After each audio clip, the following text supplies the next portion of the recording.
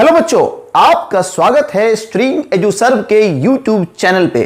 बच्चों, आप इस चैनल पे अपने क्लास 11, 12, IIT और नीट के लिए फिजिक्स की तैयारी करते हैं।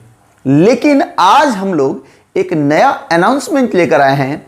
जो भी बच्चे क्लास 12 में पढ़ रहे हैं और 2023 में एग्जामिनेशन देना चाह रहे हैं बिहार बोर्ड से, और उनकी पढ़ाई अच्छी तरीके से नहीं हो पाई है किसी भी कारण से, अब चिंता करने की कोई आवश्यकता नहीं, क्योंकि अब आपको स्ट्रिंग एजुसर्व देने जा रहा है free of cost crash course physics का क्लास 12 के लिए 2023 में अपीयरिंग स्टूडेंट के लिए जो बिहार बोर्ड से एग्जामिनेशन देने जा रहे हैं।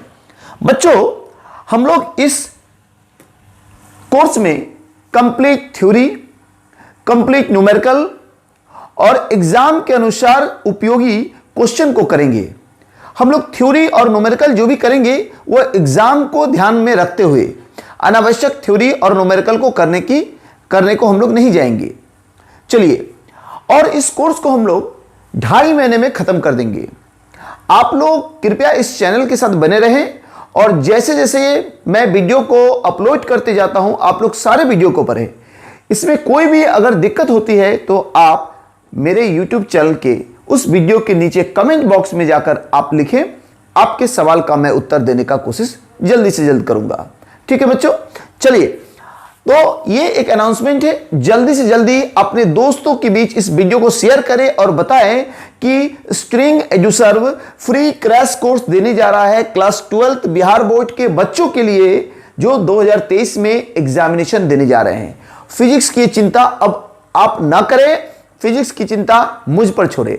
चलिए, सबसे पहले हम लोग जो बात करेंगे जिस चैप्टर पर, उस चैप्टर का नाम है इलेक्ट्रोस्टैटिक।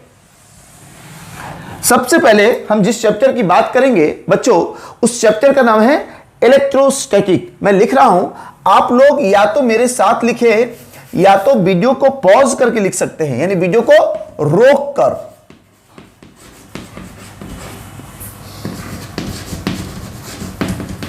और इलेक्ट्रोस्टैटिक से देखा गया अक्सर कभी कभी बहुत ज्यादा क्वेश्चन भी पूछा जा सकता है, और ऐसे भी इलेक्ट्रोस्टैटिक का वेटेज ज्यादा है आपके क्लास 12 के लिए। तो इलेक्ट्रोस्टैटिक को ध्यान में रखना है। ये आपके एनसीईआरटी का 2 चैप्टर बनता है इलेक्ट्रोस्टैटिक, तो इस बात को याद रखेंगे, चैप्टर 1 और चैप्टर 2। ठीक है, चलिए, सबसे पहला हम लोग टॉपिक इलेक्ट्रोस्टैटिक में बात करेंगे चार्ज। अक्सर बच्चे चार्ज को लेकर कंफ्यूज होते हैं कि चार्ज क्या है, और चार्ज के बारे में बता नहीं पाते हैं। ठीक है, जब उनसे पूछा जाए, मैं अक्सर देखता हूं अपने क्लास में जब बच्चों से पूछता हूं चार्ज क्या है, तो कोई कहता है इलेक्ट्रॉन है, कोई कहता है प्रोटॉन है, यानी चार्ज की सही जानकारी नहीं है। ठीक है, तो हम लोग चार्ज के बारे में थोड़ा सा लिखेंगे 2 लाइन में। ठीक है, इट इज इंट्रिंसिक, आपको इस शब्द को और आसान कर देता हूं, इंट्रिंसिक की जगह लिख देता हूं fundamental. Fundamental, it is fundamental property of any matter.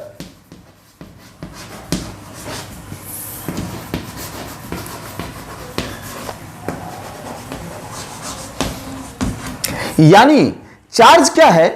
किसी भी मैटर का फंडामेंटल प्रॉपर्टी है।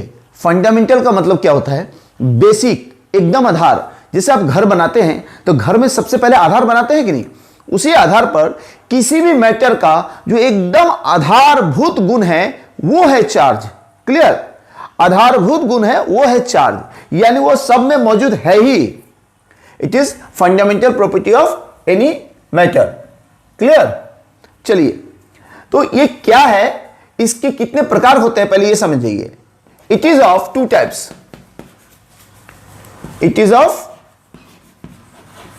2 टाइप्स, यानी किसी भी मैटर यानी पदार्थ का जो एकदम अनुवांशिक गुण बोलिए या एकदम आधारभूत गुण बोलिए वो है चार्ज। यानी हर मैटर में वह चार्ज मौजूद है, आप उसको फेंक नहीं सकते हैं। आप उसको अगर फेंकेंगे तो उसके साथ साथ मैटर भी अलग हो जाएगा, ठीक है। It is of two types, ये दो प्रकार के होते हैं। तो पहला प्रकार मैं देखता हूं, पहला पॉजिटिव चार्ज,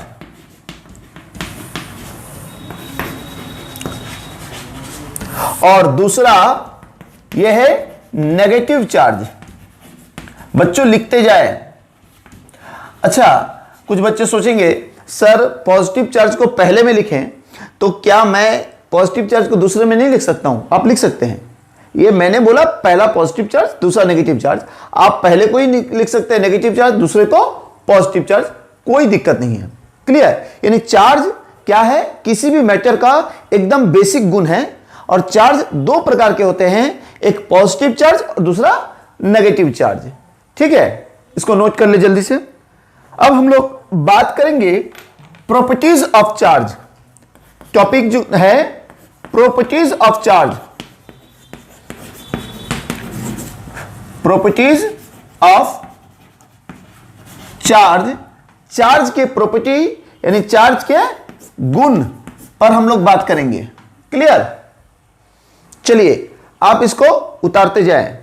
तो पहला प्रॉपर्टी जो मैं बात करूंगा that is additive property. Additive property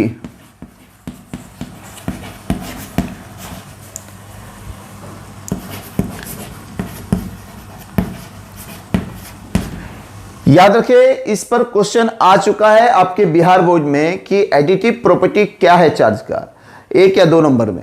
तो आप बड़ा गौर से समझे, additive property of charge, charge के जोड़ का नियम। एडिटिव मतलब जोड़, प्रॉपर्टी मतलब गुण, ऑफ चार्ज चार्ज के जोड़ का नियम क्या है। ठीक है, आप ऊपर को लिखे क्योंकि मैं उसको मिटा दूंगा।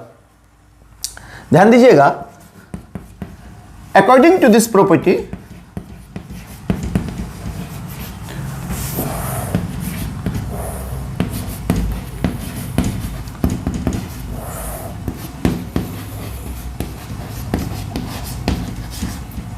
अकॉर्डिंग टू दिस प्रॉपर्टी, इस प्रॉपर्टी के अनुसार टोटल चार्ज, यानी इस प्रॉपर्टी से हम नेट चार्ज पता करते हैं या टोटल चार्ज पता करते हैं।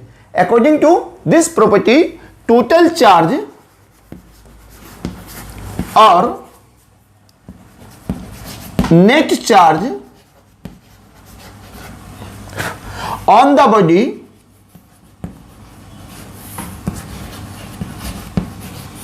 is equal to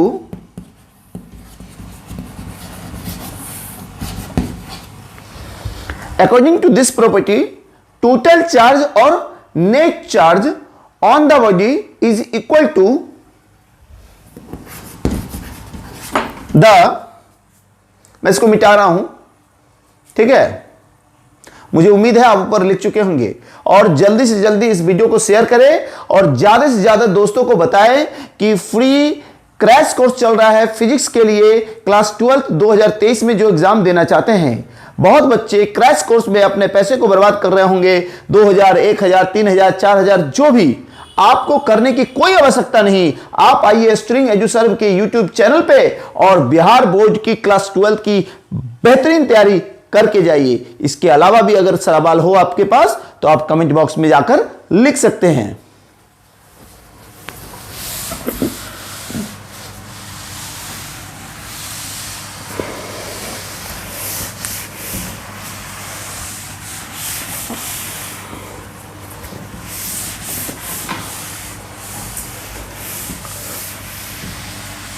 चलिए, तो अब मैं लिख रहा हूं एडिटिव प्रॉपर्टी ऑफ चार्ज क्या है। अकॉर्डिंग टू दिस प्रॉपर्टी मतलब इस प्रॉपर्टी के अनुसार टोटल चार्ज और net charge on the body is equal to the sum of, sum मतलब जोड़,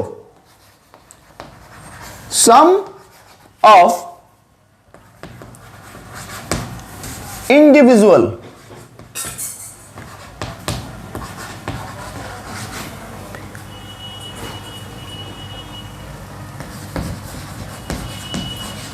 charges present within the body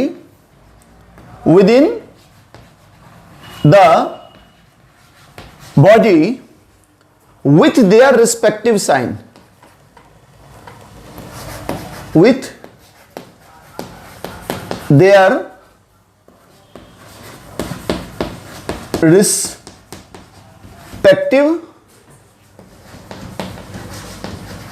sign. बच्चों अब इसको आपने लिख लिया होगा, शायद नहीं लिखा तो आप वीडियो को रोक कर पॉज करें और इसको लिख सकते हैं, ठीक है। एडिटिव प्रॉपर्टी ऑफ चार्ज क्या है, पहले यह समझ जाइए। अकॉर्डिंग टू दिस प्रॉपर्टी, इस प्रॉपर्टी के अनुसार, इस गुण के अनुसार, टोटल चार्ज और नेट चार्ज, टोटल मतलब नेट, नेट को बोलते हैं कुल, कुल कितना है, कुल जो बोलते हैं उसको ही बोलते हैं नेट। टोटल चार्ज और net charge on the body, किसी वस्तु पर, किसी बॉडी पर नेट चार्ज कितना है, यह अगर हम पता करना चाहें तो हम इस प्रॉपर्टी का उपयोग करते हैं। नेट चार्ज किसी वस्तु पर कितना है, इसको अगर हम जानना चाहें तो हम इस प्रॉपर्टी का उपयोग करते हैं। तो according to this property, total charge और net charge on the body, body पर नेट चार्ज कितना है, इज इक्वल टू द, कितना होगा, सम ऑफ इंडिविजुअल चार्जेस, उस वस्तु में मौजूद जो चार्जेस होंगे। मान एक ये वस्तु ले लिया मैंने, इस वस्तु के अंदर मौजूद कुछ चार्जेस होंगे, मान लेता हूं 3 प्लस 4 5 प्लस साइन ले लिया, और 1 2 3 4 5 6 7 माइनस साइन ले लिया। तो इस वस्तु के अंदर जो मौजूद चार्जेस होगा इनको जोड़ेंगे तो ये नेट चार्ज कितना होगा, sum of the individual charges, individual मतलब प्रत्येक चार्ज को जोड़कर हम लोग निकालेंगे। Present within the body, body के अंदर जो चार्ज मौजूद है उसको हम जोड़ेंगे विथ देयर रिस्पेक्टिव साइन। एक बात को ध्यान में रखना है, जोड़ते वक्त उनकी संख्या के साथ साथ उनके चिन्हों को भी लिखेंगे। जैसे यहां पर 1 2 3 4 5, 5 प्लस साइन है तो उनके संख्या, जैसे 5 मैंने लिखा तो उसके साथ उनके चिन्हों को भी मैं लिखूंगा। यानी एडिटिव प्रॉपर्टी ऑफ चार्ज यह कहता है किसी वस्तु पर कुल चार्ज जो निकालना है, कैसे निकालेंगे, उसके अंदर मौजूद चार्ज को जोड़ेंगे लेकिन उनके चिन्हों के साथ। इसका मतलब इसके अंदर अगर 1 2 3 4 5 5 तो प्लस साइन है तो मैं लिखा +5, क्लियर। अब ध्यान दीजिए 1 2 3 4 5 6 7, 7 ठो माइनस साइन है तो मैं लिखा -7, यानी नेगेटिव चार्ज की संख्या को तो लिखा, उसके साथ साथ माइनस चिन्ह भी दिया क्योंकि वह नेगेटिव चार्ज है। अब मैं इन दोनों को जोड़ूंगा क्योंकि एडिटिव प्रॉपर्टी कहता है इन दोनों को आप जोड़िए, तो जोड़ने से क्या आएगा मेरे पास, -2। तो क्या आया मेरे पास, -2 आया। तो मैं कहूंगा इस वस्तु पर जो नेट चार्ज है वो -2 है, इस वस्तु पर जो नेट चार्ज है वो -2 है। तो हम कह सकते हैं the body is negatively charged, the body is negatively charged, यानी ये बॉडी जो है नेगेटिवली चार्ज्ड है, ठीक है। यही उत्तर मेरा प्लस में आता तो मैं लिखता the body is positively charged, यानी प्लस में आता, और कुछ नहीं आता, 0 आ जाता तो मैं कहता बॉडी इज न्यूट्रल या नॉट चार्ज्ड, नॉट चार्ज्ड, ठीक है। अगर रिजल्ट प्लस में आता तो मैं कहता पॉजिटिवली चार्ज्ड, 0 आता तो कहता नॉट चार्ज्ड, यानी चार्ज्ड नहीं है, या न्यूट्रल कह देता। बच्चों आप इसको नोट करें, इस पर क्वेश्चन आपको आया हुआ है गॉस थ्योरम पर। गॉस थ्योरम पर एक स्फीयर दिया गया था, या आपके एग्जाम में 12th के बोर्ड में दिया हुआ है। गॉस थ्योरम पर एक स्फीयर दिया हुआ है, यानी गोला दिया हुआ है, गोला के अंदर कुछ चार्ज दिया गया हुआ है और आपको टोटल फ्लक्स निकालने बोला गया है। फ्लक्स मैं आगे बात करूंगा, समझाऊंगा। तो टोटल फ्लक्स निकालने के लिए टोटल चार्ज निकालना पड़ता है, यानी नेट चार्ज निकालना पड़ता है, और नेट चार्ज निकालने के लिए आपको एडिटिव प्रॉपर्टी का उपयोग करना पड़ेगा। बच्चों इसको नोट करें।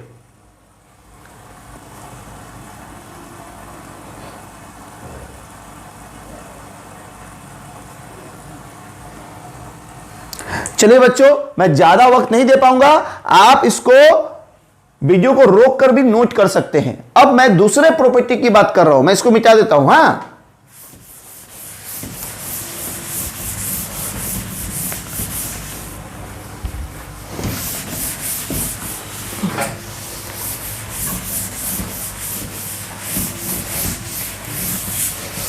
अब हम लोग दूसरे प्रॉपर्टी की बात करेंगे जिसका नाम है conservation of charge.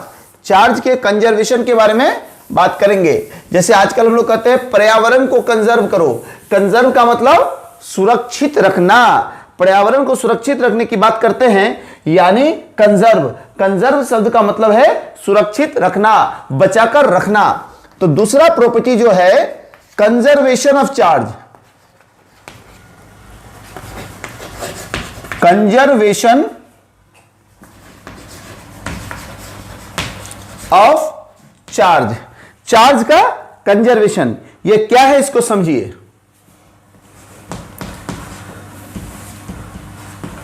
According to this property,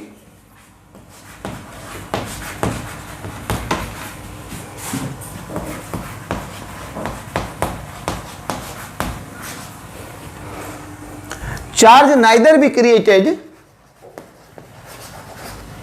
charge neither be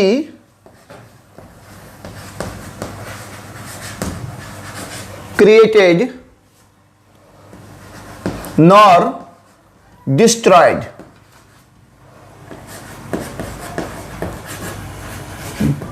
यानी चार्ज को ना ही आप पैदा कर सकते हैं, ना ही आप खत्म कर सकते हैं। प्रकृति ने यह ताकत हमें नहीं दिया है।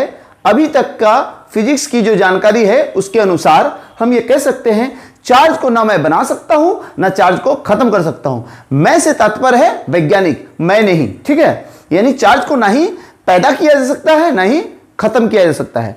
अगर चार्ज को पैदा किया जा सकता तो क्या होता? तो वातावरण में चार्ज की संख्या बढ़ सकती थी। चार्ज को अगर खत्म करने की ताकत अगर आ जाती तो क्या होता? चार्ज की संख्या कम भी हो जा सकती थी, ठीक है। और हम लोग इंसान क्या है? शैतान है। और हम लोग क्या करते हैं? अगर ये पावर हमारे हाथ में आ जाता तो हम चार्ज को अनबैलेंस कर देते, या तो कम या तो बेसी कर देते। क्लियर? देखते हैं हमारे हाथ में पावर आ गया, हम लोग पेड़ को काट देते हैं तो पूरा वातावरण खराब हो गया। तो उसी आधार पर अगर हम चार्ज को पैदा करने की क्षमता हो जाती तो चार्ज बेसी बना देते, या चार्ज को खत्म करने की हमारे पास ताकत आ जाती तो हम चार्ज को कम कर देते हैं। तो इसलिए शायद ऊपर वाले ने यह ताकत हमें नहीं दिया है। चलिए, तो यह सिद्धांत क्या कहता है? ना हम चार्ज को तैयार कर सकते हैं यानी पैदा कर सकते हैं, ना ही चार्ज को खत्म कर सकते हैं। तो according to this property, charge neither be created nor be destroyed, nor be destroyed. चलिए, हो गया। चार्ज को ना ही हम पैदा कर सकते हैं, ना ही खत्म कर सकते हैं। तो अब सवाल पैदा होता है, सर कर क्या सकते हैं? हम लोग सिर्फ चार्ज को हेर फेर कर सकते हैं। हेर फेर का मतलब इन्ने के चार्ज उन्ने, उन्ने के चार्ज इन्ने, यानी यहां का चार्ज उधर, उधर का चार्ज इधर, ये जरूर कर सकते हैं। तो इसको हम लोग अंग्रेजी में बोलेंगे ट्रांसफर ऑफ चार्ज, ठीक है। We can only transfer the charges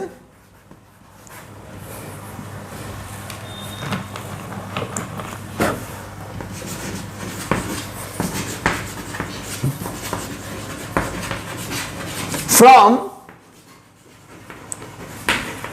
one place to another place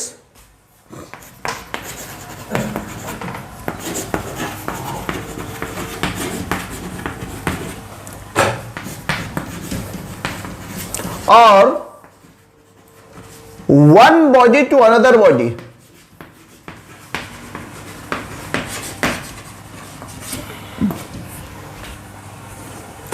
यानी बउआ हम लोग क्या कर सकते हैं? चार्ज को ना पैदा कर सकते हैं, ना खत्म कर सकते हैं। यानी चार्ज की संख्या ना बढ़ा सकते हैं, ना घटा सकते हैं। तो हम क्या कर सकते हैं? चार्ज को इधर से उधर कर सकते हैं, यानी ट्रांसफर कर सकते हैं। तो हमने बोला we can only transfer the charges from one place to another place. एक जगह से दूसरी जगह ट्रांसफर कर सकते हैं, अनदर प्लेस, और या एक बॉडी से दूसरे बॉडी यानी एक वस्तु से दूसरे बॉडी में चार्ज को ट्रांसफर कर सकते हैं, लेकिन फिर भी टोटल चार्ज उतना ही रहेगा। इसको उतार ले बुआ। अगर नहीं समझ में आएगा तो आप कमेंट में लिखिएगा, फिर मैं समझाऊंगा। ठीक है, चलिए।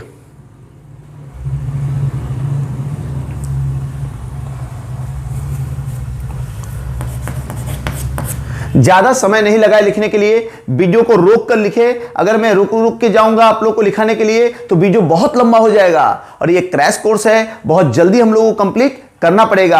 आप लोग वीडियो के साथ बने रहें, वीडियो पूरा देखें, तभी समझ में आएगा। चलिए, अब हम लोग तीसरा प्रॉपर्टी करते हैं जिसका नाम है क्वांटाइजेशन ऑफ चार्ज। इस प्रॉपर्टी का नाम है QUANTISATION।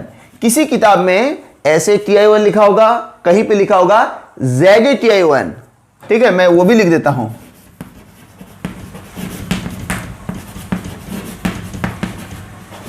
ये अमेरिकन कन्वेंशन है, ये ब्रिटिश कन्वेंशन है। यानी अमेरिका में ऐसे लिखा जाता है, ब्रिटिश बुक में ऐसे लिखा जाता है। चिंता कोई बात नहीं है, ऐसे की जगह ZA हो सकता है, क्वांटाइजेशन। ठीक है, तो अगर ZA आया एग्जाम में तो भी वही है, ऐसे आया तो भी वही है। Quantization of charge. चार्ज का क्वांटाइजेशन क्या होता है आखिर में, ऊपर वालों को नोट कर लीजिए, मैं मिटा दूंगा। ठीक है, देखिए क्वांटाइजेशन ऑफ चार्ज क्या कहता है। जैसे आपके घर में कोई व्यक्ति गया, घर में कोई मेहमान आया, तो आप क्या उसको चाय पूछते हैं, पानी पूछते हैं, तो आप क्या करते हैं, वो उसको 1 गिलास पानी ला के देते हैं, या ज्यादा जरूरत पड़ा 2 गिलास भी देते हैं। तो आप किसी भी वस्तु को जब एक जगह से दूसरी जगह ट्रांसफर करते हैं तो कुछ मात्रा के रूप में करते हैं। आखिर कितने मात्रा के रूप में एक जगह से दूसरी जगह किसी वस्तु को ट्रांसफर करते हैं आप, उसी के बारे में जो बताता है वह क्वांटाइजेशन है। और यह वस्तु क्या है, चार्ज। यानी जब आप चार्ज को एक जगह से दूसरी जगह ट्रांसफर करते हैं तो वह कौन सा मिनिमम मात्रा है जिस मात्रा के रूप में आप चार्ज को ट्रांसफर करते हैं। ठीक है, चलिए, तो अब हम लोग बात कर रहे हैं क्वांटाइजेशन ऑफ चार्ज, यानी चार्ज का वह मात्रा, वह कम से कम मात्रा जिसके रूप में आप चार्ज को ट्रांसफर कर सकते हैं। ठीक है, तो मैं लिखता हूं इसमें, यह बहुत इंपॉर्टेंट है, याद रखिएगा। According to this property,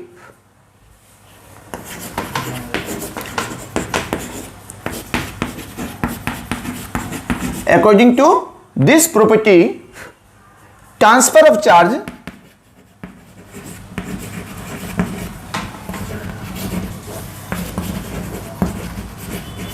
takes place में होता है। Transfer of charge takes place in the form of, किस फॉर्म में होता है उसको जानना है आपको। ठीक है, transfer of charge takes place, यहां इन लिख दिया, इन द फॉर्म ऑफ। चलिए, अब मैं ऊपर मिटाता हूं।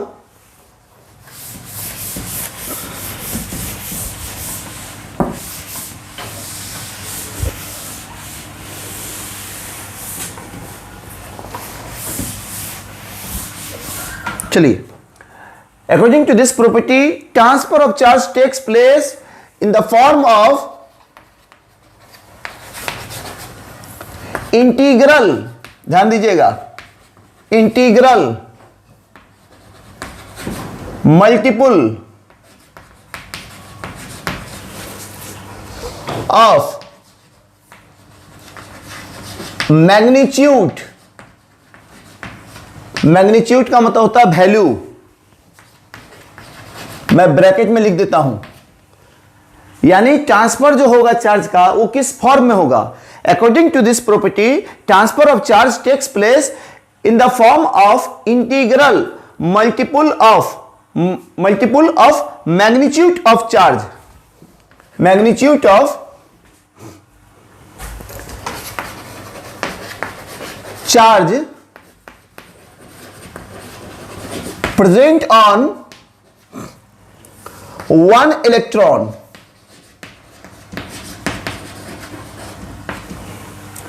यानी एक इलेक्ट्रॉन पर जो मौजूद चार्ज होगा उसका वैल्यू, मैग्नीट्यूड मतलब वैल्यू, उसका साइन नहीं ले रहे हैं, एक इलेक्ट्रॉन पर जो मौजूद चार्ज होगा उसका जो वैल्यू होगा उसके इंटीग्रल मल्टीपुल के रूप में चार्ज ट्रांसफर होता है। अब इंटीग्रल का मतलब होता है जो नंबर फ्रैक्शनल ना हो, यानी 1 2 3 4 5 ये इंटीग्रल नंबर है, टूटा हुआ नंबर नहीं है। जैसे 1/2 ये इंटीग्रल नहीं है, 2/3 ये इंटीग्रल नहीं है। यानी चार्ज जो ट्रांसफर होगा वो किस रूप में होगा, इलेक्ट्रॉन पर मौजूद चार्ज के वैल्यू के इंटीग्रल मल्टीपुल के रूप में है। मल्टीपुल मतलब गुणक। चलिए, तो और कोई भी चार्ज को क्यू से डिनोट किया जाता है, ठीक है। सो एनी चार्ज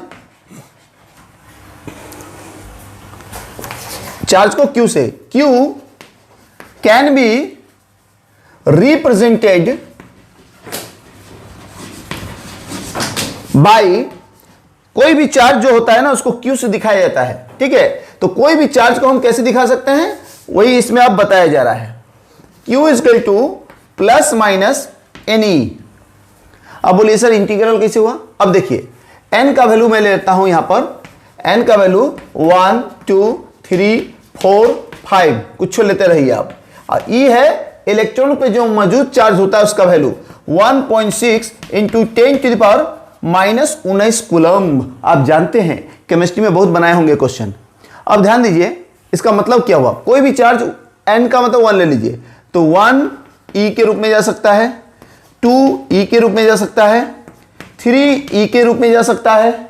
कभी भी कोई चार्ज ऐसा नहीं हो सकता है 3/2 E, यानी जो एक इलेक्ट्रॉन पे मौजूद चार्ज E है उसके इंटीग्रल मल्टीपुल यानी इंटीग्रल गुणक के रूप में जाएगा, कभी भी फ्रैक्शनल गुणक के रूप में नहीं जाएगा। इंटीग्रल का मतलब ही पूरा नंबर 1 2 3 4 5 6 टूटा हुआ नंबर नहीं, क्लियर, फ्रैक्शनल नंबर नहीं। बउआ अगर समझ गए हैं ना तो जल्दी से नोट कर लीजिए, ठीक है, फिर हम लोग आगे चलेंगे। चलिए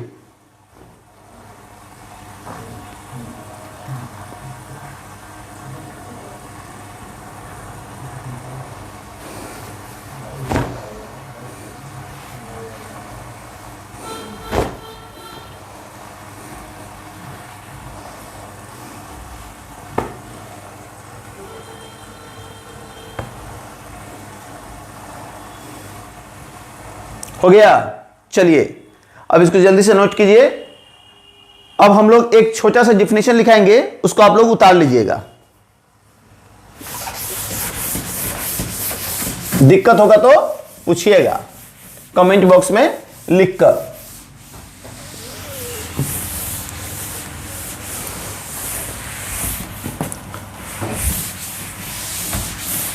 उम्मीद करते हैं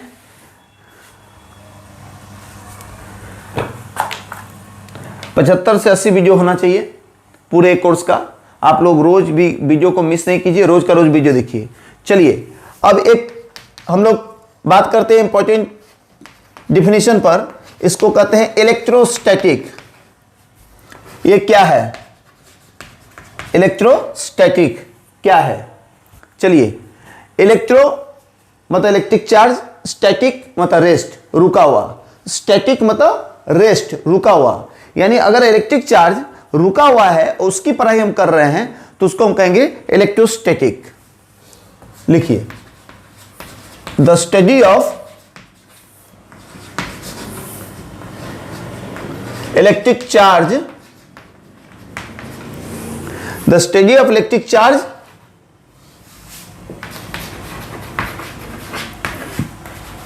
at rest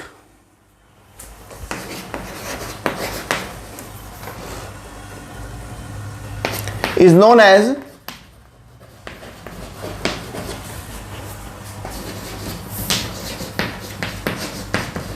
इलेक्ट्रोस्टैटिक। ठीक है, जब इलेक्ट्रिक चार्ज रुका हुआ है उस समय उसकी पढ़ाई को हम कहते हैं, उसके अध्ययन को हम कहते हैं इलेक्ट्रोस्टैटिक। इलेक्ट्रो मतलब इलेक्ट्रिक चार्ज, से इलेक्ट्रो हुआ है, और स्टैटिक मतलब रेस्ट, रेस्ट मतलब रुका हुआ, ठीक है। इसका एक और नाम है, it is also known as, इसका एक और नाम है, it is also known as frictional electricity. इसको फ्रिक्शनल इलेक्ट्रिसिटी भी कहते हैं।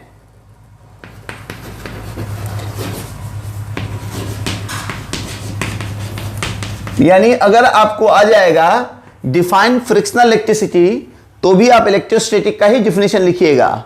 It is also known as frictional electricity. आखिर इसको फ्रिक्शनल इलेक्ट्रिसिटी क्यों कहते हैं वो मैं लिख देता हूं यहां पर। Because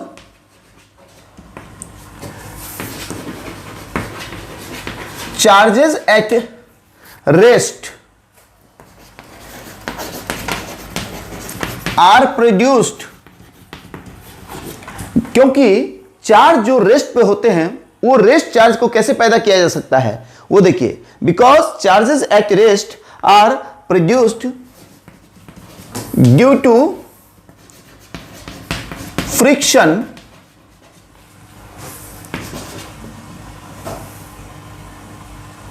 between two insulating bodies.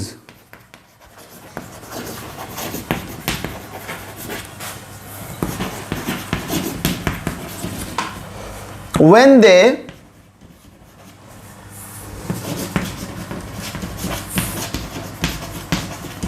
rubbed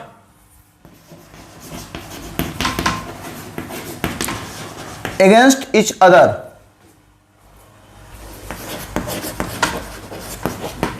यानी इलेक्ट्रोस्टैटिक किसको कहते हैं? इलेक्ट्रो मतलब इलेक्ट्रिक चार्ज, स्टैटिक मतलब रेस्ट। इलेक्ट्रिक चार्ज जब रुका हुआ है उसकी पढ़ाई को इलेक्ट्रोस्टैटिक कहते हैं। The study of electric charge at rest is known as electrostatic. यानी इलेक्ट्रिक चार्ज जब रेस्ट की अवस्था में है उसकी पढ़ाई को हम कहते हैं electrostatic. It is also known as, इसको एक और नाम दिया गया है, known as frictional electricity. Frictional electricity भी इसका एक और नाम है। क्यों नाम है? Because charges at rest, rest की अवस्था में जो चार्ज होता है वो कैसे पैदा होता है देखिए, are produced due to friction, friction के कारण पैदा होता है। तो फ्रिक्शन कैसे होगा? बिटवीन टू, दूगो इंसुलेटिंग बॉडीज, दो बॉडी को ऐसे रगड़ेंगे, हाथ को देखिए रगड़ रहे हैं ना, ठंडा के समय हम लोग रगड़ते हैं कि नहीं, हाँ ठंडा लग गया ऐसे करते हैं ना। तो ये ठंडा लग गया जो करते हैं, हाथ रगड़ते हैं, तो क्या होता है, जो हाथ रगड़ने से फ्रिक्शन होता है, और फ्रिक्शन के कारण इससे कुछ इलेक्ट्रॉन इसमें आ गया, तो एक में इलेक्ट्रॉन ज्यादा हो गया, एगो में इलेक्ट्रॉन कम हो गया, तो बॉडी चार्ज हो गया। जिसमें इलेक्ट्रॉन ज्यादा हो गया वो नेगेटिवली चार्ज हो गया, जिसमें इलेक्ट्रॉन कम हो गया वो पॉजिटिवली चार्ज हो गया, क्योंकि इलेक्ट्रॉन क्या है? Negative charge. तो इसमें इलेक्ट्रॉन गया मान लीजिए, तो ये नेगेटिव चार्ज ज्यादा हो गया, इनमें से इलेक्ट्रॉन निकल गया, ये नेगेटिव कम हो गया, यानी अब पॉजिटिव ज्यादा हो गया। तो जिसमें इलेक्ट्रॉन गया वो नेगेटिव चार्ज बॉडी, और जिसमें इलेक्ट्रॉन निकला वो पॉजिटिवली चार्ज बॉडी, जिसको आप उसी को पॉजिटिव को कैटायन बोलते हैं अंग्रेजी केमिस्ट्री में, और नेगेटिव वाले को एनायन बोलते हैं। चलिए अब तो when between two insulating bodies when they rubbed, रब मतलब घसना, रब्ड अगेंस्ट ईच अदर, दो बॉडी को एक दूसरे के अगेंस्ट घसेंगे तो क्या होगा? तो फ्रिक्शन पैदा होगा, घर्षण, और घर्षण से एगो में से इलेक्ट्रॉन दो में दूसरे में चला जाएगा, तो एगो बॉडी नेगेटिव हो जाएगा तो एगो पॉजिटिव हो जाएगा। यानी इस चार्ज को हम पैदा कर सकते हैं फ्रिक्शन के भी द्वारा, इसलिए इसको कहा जा सकता है फ्रिक्शनल इलेक्ट्रिसिटी। चलिए बच्चों इसको उतारिए। इसके बाद हम लोग बहुत ही इंपॉर्टेंट टॉपिक करने जा रहे हैं जिसका नाम है कूलम्स लॉ। उतार लीजिए जल्दी से, जल्दी से उतार लीजिए।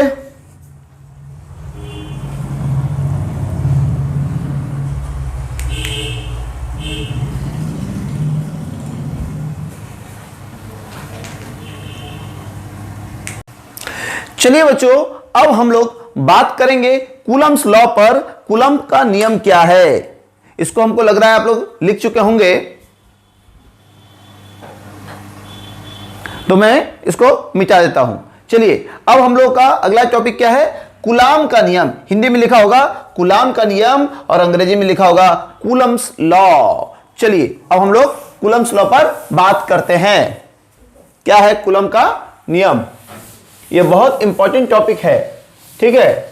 कूलम्ब लॉ पर क्वेश्चन आया हुआ है, इस पर न्यूमेरिकल भी आता है, हल्का हल्का न्यूमेरिकल आएगा, कोई भारी भारी न्यूमेरिकल नहीं आएगा, घबराने की कोई आवश्यकता नहीं है, मैं बता दूंगा क्या आएगा, ठीक है। तो टॉपिक का नाम है Coulomb's law.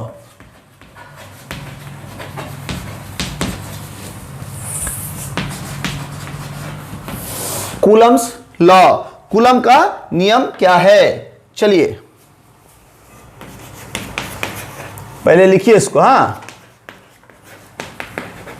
According to this law, इस नियम के अनुसार the force of interaction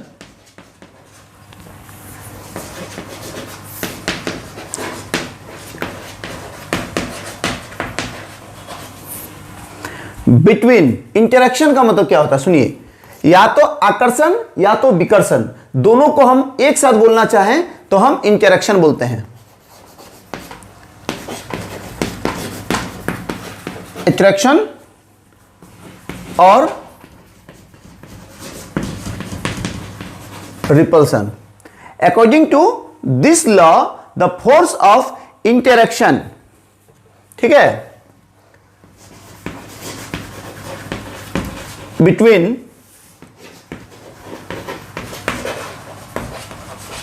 two charges, यानी दो चार्ज के बीच जो आकर्षण या विकर्षण का बल लगेगा उसके बारे में यह नियम बताया जा रहा है। According to this law the force of interaction, interaction मतलब या तो आकर्षण या तो विकर्षण, बिटवीन टू चार्जेस, दो चार्ज के बीच, हां, प्लेस्ड some distance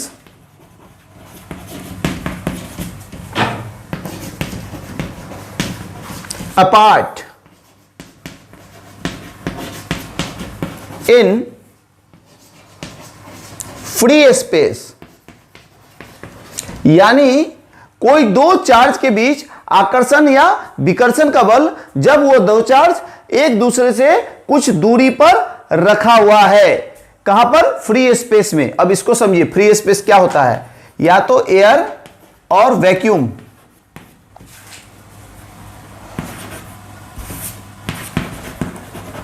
एयर और वैक्यूम दोनों को हम फ्री स्पेस कहते हैं, क्योंकि फ्री स्पेस में एक कांस्टेंट है जिसका नाम है इलेक्ट्रिकल परमिटिविटी, वह एक वैल्यू रहता है और बाकी मटेरियल सब में बदलते जाता है, इसलिए यहां मैंने लिखा free space.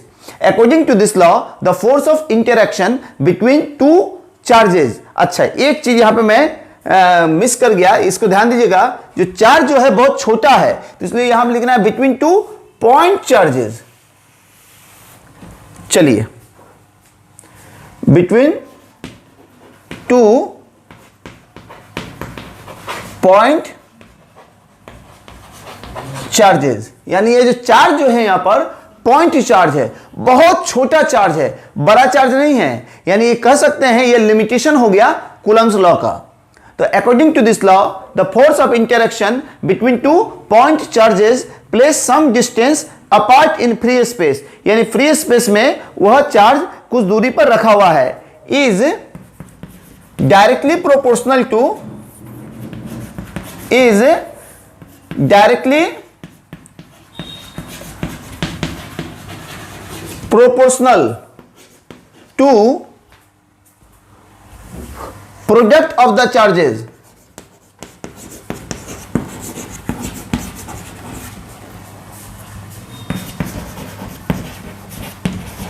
and inversely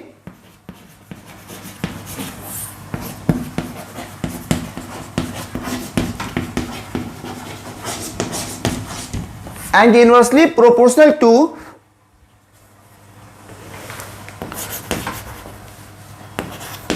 their square of the distance between them।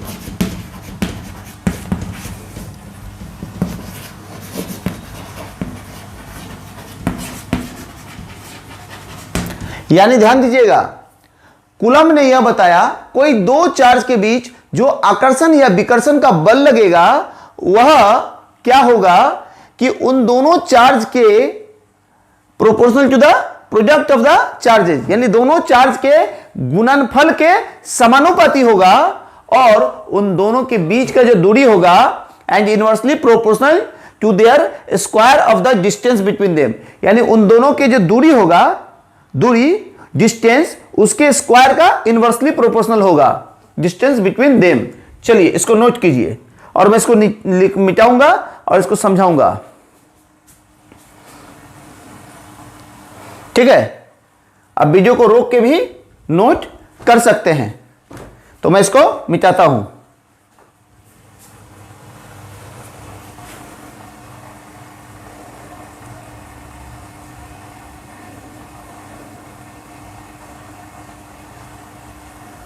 चलिए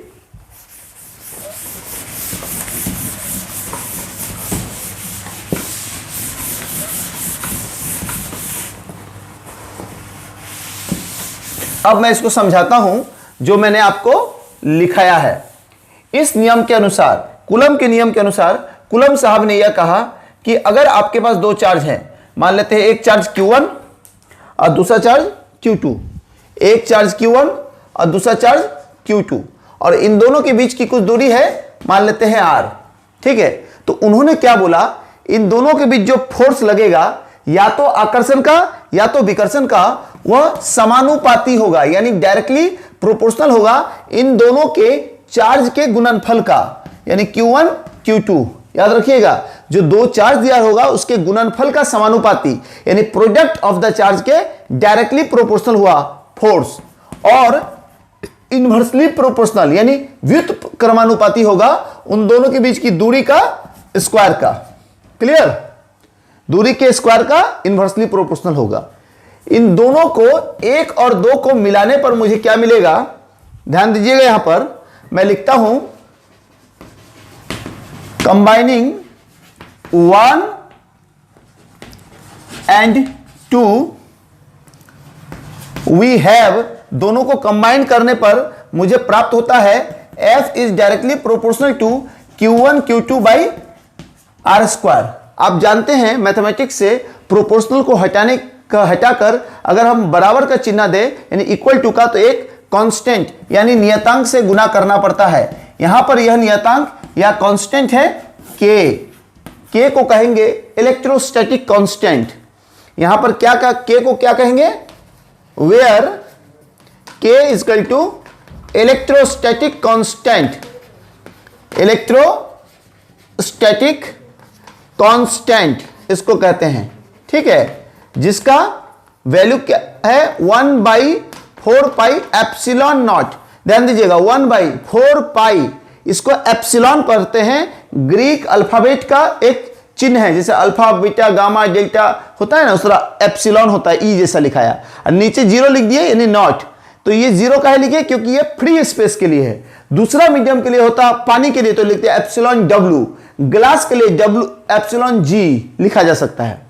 इसका मान क्या होगा, ध्यान दीजिएगा, इसका मान होगा 9 × 10⁹। यूनिट क्या होगा, newton metre square coulomb inverse square, ठीक है। तो यानी K का वैल्यू हुआ 1/4 पाई एप्सिलॉन नॉट।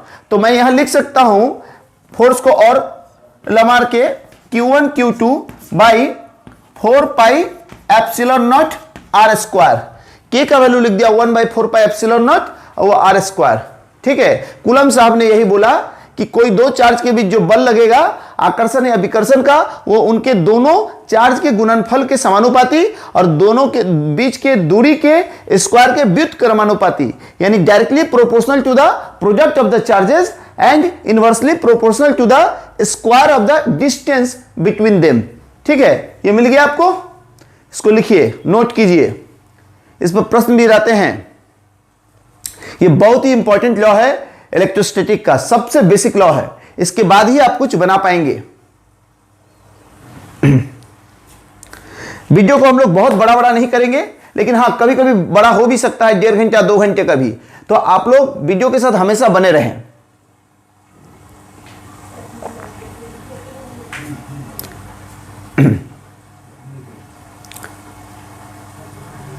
चलिए, ये आज हम लोग पहला वीडियो रहा।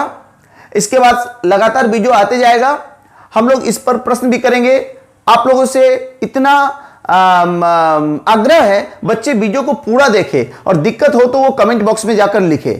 ठीक है, अब से आप रोज वीडियो पाएंगे, 1 या 2 वीडियो पाते रहेंगे इस क्रैश कोर्स के बारे में। आपको कहीं कोई पैसे देने की जरूरत नहीं है। आप फ्री ऑफ कॉस्ट में स्ट्रिंग एजुसर्व में अपने क्लास 12 की 2023 की तैयारी करें। बिहार बोर्ड के बच्चे फ्री ऑफ कॉस्ट इसको फैला दे, अधिक से अधिक बच्चों में फैला दे। चलिए, आप इसको नोट कर लीजिए। आप लोग